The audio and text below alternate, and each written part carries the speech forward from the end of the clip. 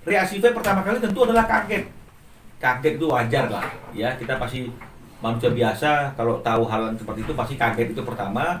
Ya kemudian pasti sedikit kecewa. Ya apalagi kan V memang kan orang yang nggak mengerti hukum, ya pasti dalam hati dia bertanya, kok bisa, kok boleh, kan begitu artinya ya.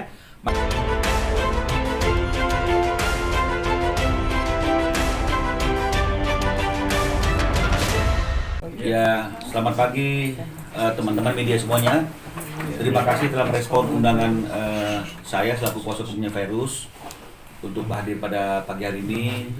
Karena pada pagi hari ini kita berniat untuk memberikan pernyataan atau respon atas berita yang akhir-akhir ini heboh mengenai adanya Pablo di luar tahanan, ya. Jadi supaya tidak ada pertanyaan yang orang per orang yang tentunya itu akan sangat mengganggu Fai sendiri, ya. Artinya itu sendiri sudah bikin dia sedih dan kecewa. Kalau teman-teman satu persatu telepon dia, terus kemudian bertanya ke dia, jadi yang dia sudah ingin lupakan kembali diingat. Sementara kalau tidak juga memberikan pernyataan atau sikap atas kejadian tersebut, kami juga merasa bahwa itu tidak tepat karena itu merupakan hak jawab yang juga perlu juga diketahui oleh teman-teman media dan juga masyarakat. Itulah tujuan kami kemarin memberikan undangan kepada teman-teman media agar hari ini berkenan hadir biar kami menyampaikan pernyataan, dan jika ada pertanyaan-pertanyaan dari teman-teman media atas sikap kami juga akan bisa sampaikan, sehingga setelah hari ini mudah-mudahan tidak ada lagi teman-teman media yang masih bertanya atau yang masih meminta wawancara dengan V, karena V juga ingin melupakan atau ingin tidak mengingat-ingat lagi kejadian yang telah terjadi kemarin. Jadi itulah yang perlu kami sampaikan. Dan kalau kita bicara mengenai masalah prosedur, ya memang dalam PP ya nomor 58 tahun 99 tentang syarat-syarat dan tata cara pelaksanaan wewenang, tugas dan tanggung jawab perawatan tahanan, karena kan berputusan, ya, jadi statusnya masih tahanan, belum terpidana. Itu memang di dalam pasal 46 ya diatur memang mengenai masalah hal-hal luar biasa, ya, untuk izin untuk meninggalkan rutan atau cabang rutan. Jadi kalau bicara masalah prosedur untuk meninggalkan rutan atau cabang rutan oleh tahanan, itu memang diatur oleh PP 58 tahun 99, ya. Ada beberapa hal yang diatur dalam pasal 45-nya. Seseorang boleh meninggalkan rutan atau cabang rutan itu untuk kepentingan rekonstruksi. Ini untuk pembuktian perkara dan kasusnya, untuk penyerahan berkas perkara, ya, untuk persidangan dan perawatan kesehatan, serta untuk hal-hal yang luar biasa atas izin pejabat yang berwenang. Nah, jadi hal yang luar biasa inilah yang mungkin dipakai oleh Pablo ketika mengajukan permohonan izin untuk membesuk orang tuanya atau ayahnya yang lagi sedang sakit keras. Ya, jadi ada syarat-syarat administrasi yang perlu dilakukan, seperti misalnya surat permohonan, KTP, KK, pernyataan secara tertulis, itu mungkin sudah dilakukan secara prosedural. Dan akhirnya mungkin pertimbangannya adalah karena ini memang diatur oleh PP, maka majelis hakim mungkin memberikan izin kepada Pablo untuk meninggalkan rutan dalam dengan pengawalan, ya, pengawalan untuk membesuk orang tuanya yang katanya lagi sakit keras. Nah, cuma persoalannya adalah apakah boleh seseorang itu kemudian selain untuk membesuk orang tuanya seperti izin yang dia ajukan, permohonan yang diajukan ke majelis hakim, itu bisa juga melakukan kegiatan-kegiatan lain. Ini yang menjadi pertanyaan.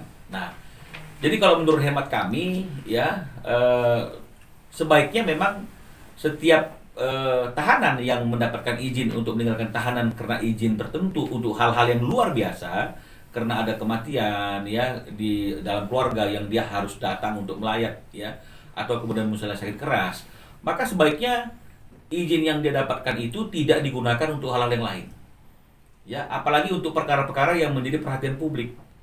Ya, semua orang mengerti atas perkara itu, semua orang kenal dengan kita sebagai orang yang lagi dalam masalah hukum, dan juga orang tahu kita juga statusnya masih dalam tahanan. Ketika kita kemudian ada di tempat umum, ini akan jadi masalah, Ya, yang dipersoalkan bukan hanya bagaimana hukum di negara kita atas orang-orang yang harusnya berada dalam tahanan tapi ada di luar tahanan, juga ini juga akan berdampak kepada korban yang lagi memperjuangkan haknya.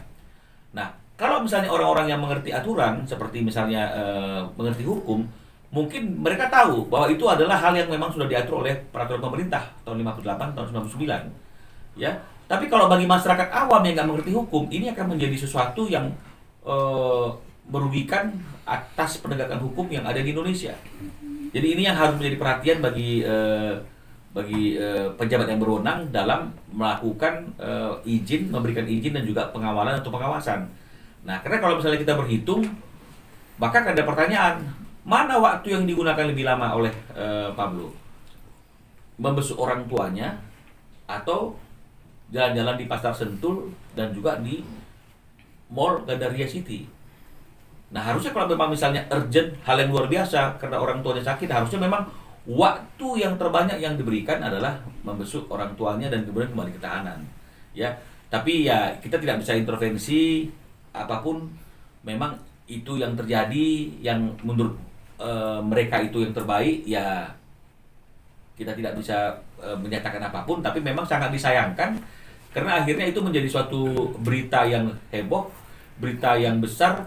Orang yang statusnya tahanan kok ada di luar tahanan, ditemukan di tempat-tempat umum, di mall, di pasar Sentul, makan di restoran. Jadi ini yang akhirnya berdampak juga kepada keyakinan masyarakat, khususnya masyarakat yang mungkin awam hukum. Ini bagaimana penegakan hukum yang ada di Indonesia, dan juga tentu itu kembali kepada korban. Akan banyak pertanyaan dari teman-teman media, akan banyak pertanyaan dari netizen, dari saudara, dari sahabat. Ini yang juga melelahkan, ya. Setiap hari harus menjawab hal yang seperti itu. Nah, jadi kalau bisa memang seperti yang tadi saya katakan, bahwa memang dalam aturannya tidak ada sanksi pidana, tapi harusnya ada sanksi administrasi yang tegas yang dilakukan kepada orang-orang yang telah patut diduga menyalahgunakan izin keluar. Ya, kalau sesuai prosedurnya ya sesuai prosedur maka dikabulkan. Tapi aplikasinya ini juga yang perlu kita pertanyakan, apakah memang dilaksanakan sesuai dengan maksud dan tujuan izin itu diberikan atau tidak.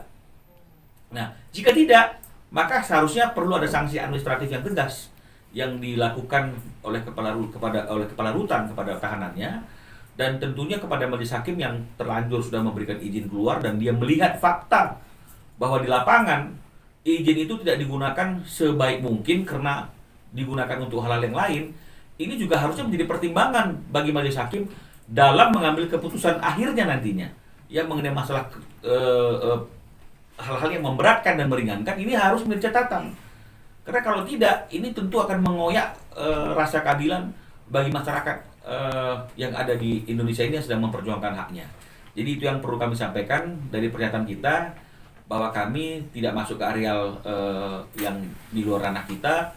Itu memang sudah dengan prosedur, cuma persoalannya adalah apakah boleh apa tidak kemudian izin itu digunakan untuk hal yang lain. Menurut hemat kami sebaiknya tidak dilakukan, karena itu akan menjadi sesuatu yang tidak baik, tidak mendidik, apalagi untuk perkara-perkara yang menjadi perhatian publik sehingga si tahanannya dikenal oleh masyarakat. Ada saksi juga yang tahu dia lagi sedang dalam tahanan, tapi di luar tahanan.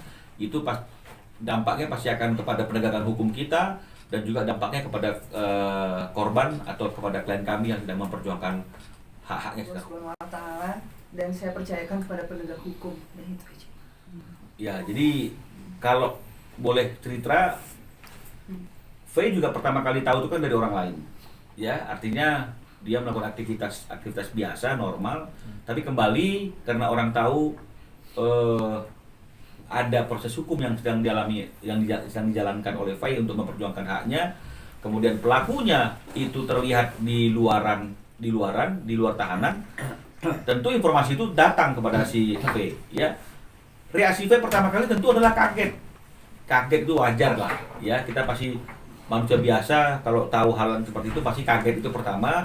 Ya, kemudian pasti sedikit kecewa, ya. Apalagi kan V memang kan orang yang nggak mengerti hukum, ya.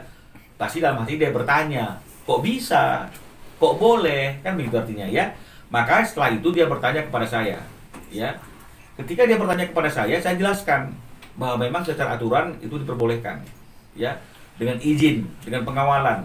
Tapi yang menjadi persoalan adalah jika izin itu digunakan tidak sesuai dengan apa yang dimohonkan, tapi digunakan untuk hal yang lain, jangan-jangan waktunya untuk hal yang lain lebih banyak daripada hal yang dimohonkan. Itu yang saya katakan sama si Faye yang tidak benar. Jadi itulah yang bisa kami sampaikan kalau bicara mengenai masalah reaksi dari pertama virus begitu mendapatkan informasi dari teman-temannya ya, teman-teman dan juga teman media.